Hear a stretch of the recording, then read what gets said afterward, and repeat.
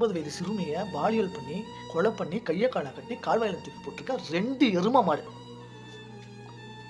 அந்த சிறுமியை பெற்ற தாயோட மனநிலை எப்படி இருந்திருக்கும் அப்படின்னா, அது அந்த தாய்க்கு மட்டும் தான் தெரியும். இந்த மாதிரி நிறைய சம்பவம் நடந்திருக்கு.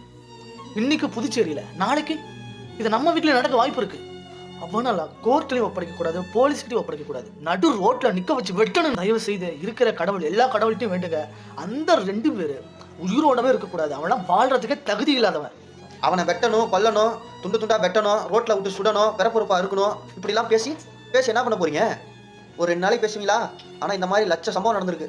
கள்ளக்குறிச்சியில ஸ்ரீமதி, திண்டுக்கல்ல 3 வயசு சிறுமி, அறந்தாங்கில 7 வயசு சிறுமி, தூத்துக்குடியில 14 வயசு சிறுமி.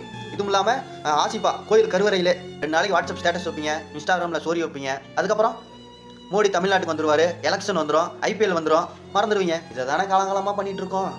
இந்த மாதிரி தவறு நடக்காம இருக்குன்னா அது கடவுளோட கையில தான் இருக்கு.